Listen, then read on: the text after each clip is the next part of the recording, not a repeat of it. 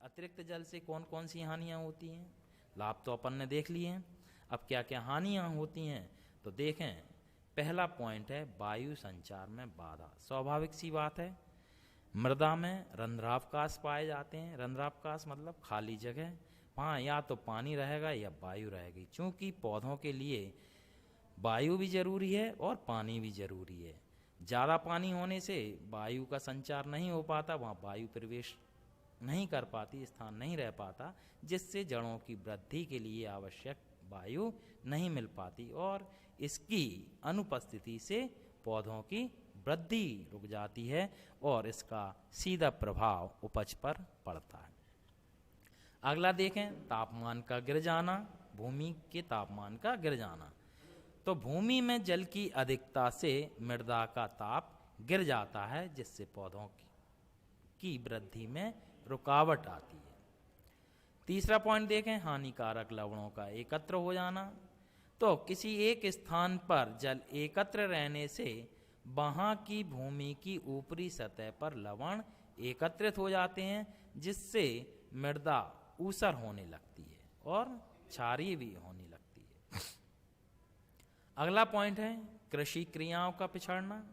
तो जल की अधिकता से किसी भी प्रकार की कृषि क्रियाएं समय पर नहीं हो पाती, जिससे फसल देर से तैयार होती है। इसके कारण भी कृषि अन्य क्रियाओं में अपन पिछड़ जाते हैं और ज़्यादा समय हो जाता है, जिसके कारण हम साल में 1 या 2 फसल ही ले पाते हैं।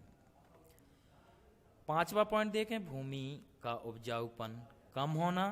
तो मृदा की अत्यधिक नमी होने से उसमें मृदा के उपयोगी तत्व घुल जाते हैं और निश्चालन या लीचिंग द्वारा भूमि में गहराई तक पहुंच जाते हैं। इससे भूमि की उर्वरा शक्ति घट जाती है। तो ये भी एक इम्पोर्टेंट पॉइंट है।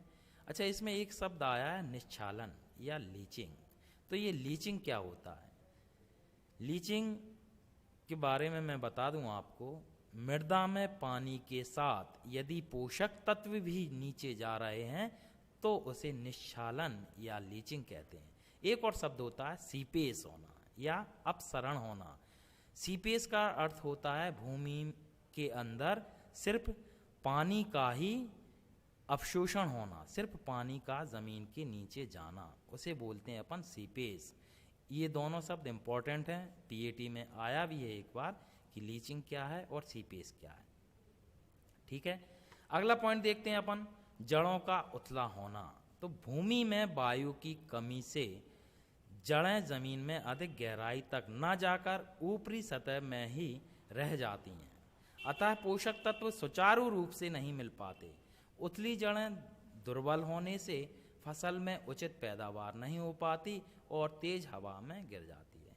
अर्थात हम कह सकते हैं यदि पानी अधिक होगा तो जड़ें जमीन में ज़्यादा गहराई तक नहीं हो जा पाएंगी, जिसके कारण तेज हवा चलने से अपनी फसल गिर जाएगी। अगला पॉइंट है फसलों के हानिकारक कीटाणु एवं बीमारियों की अधिकता। तो मृदा में नमी की अधिकता से भूमि में कीटाणुओं की संख्या में वृद्धि होती है और नमी से उत्पन्न होने वाली बीमारियों का बाहुल्य हो जाता है। इसलिए कहा जाता है, या उसके लाभ में अपन ने पढ़ा था कि अतिरिक्त जल से कई रोग एवं कीटाणु पनपते हैं, जिनको पानी हटाकर ही दूर किया जा सकता है। तो ये भी एक हानि है। अगला पॉइंट है जल अवशोषण की दर में कमी आना। तो मृदा में एक सीमा से अधिक हानि होने पर जड़ों द्वारा जल के अवशोषण की दर बहुत कम हो जाती है। ऐसी मृदा निम्न मृदा कहलाती है।